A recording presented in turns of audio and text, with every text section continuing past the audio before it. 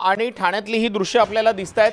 आपण जाऊया ठाण्यामध्ये, आपल्या प्रतिनिधी सुष्मिता भजाणे तिथे आहेत।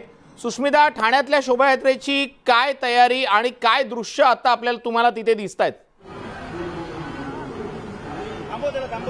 ठाण्यामध्ये सर्व जे शोभायात्रेमधले रथ आहेत ते आता निघालेले आहेत।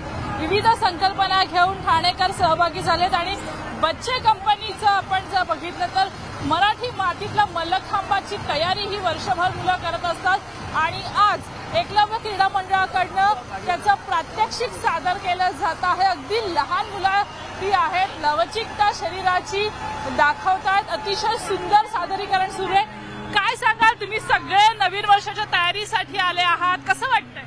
खूप छान वाटतंय। तू काय काय प्रात्यक्षिक केली? प्रात्यक्षिक काय केली? मल्लखांब, रोप मल्लखांब, दांगटा। तू आम्हाला करून दाखवशील?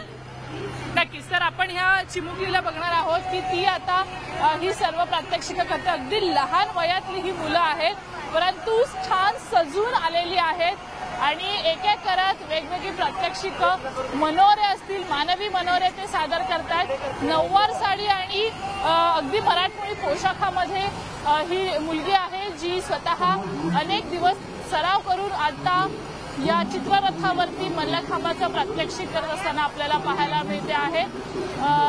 या सगळ्या मुलांच्या चेहऱ्यावरती उत्साह आहे, परंतु एक आनंद आहे की मराठी मातीतला मराठ्यांचे खेळ ही मुलं शिकतायत आणि तीच प्रात्यक्षिकं सध्या इथे सुरू असल्याचं पाहायला मिळतं आहे। यातील प्रत्येकाची वेशभूषा ही वेगळी आहे। कोणी कोळ्याचं वेशभूषा केलेली आहे, नऊवारी नेसली आहे, मराठमोळा साज परिधान केलेला आहे। अशा पद्धतीनं हा चित्ररथ आहे।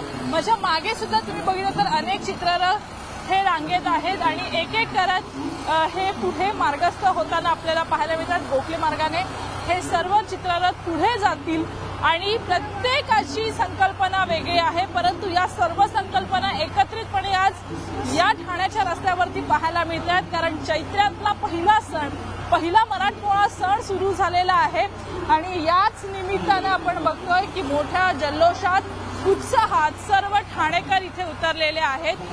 पुढे आपण जर बघितलं तर जाणता राजा शिवराज्याभिषेकाची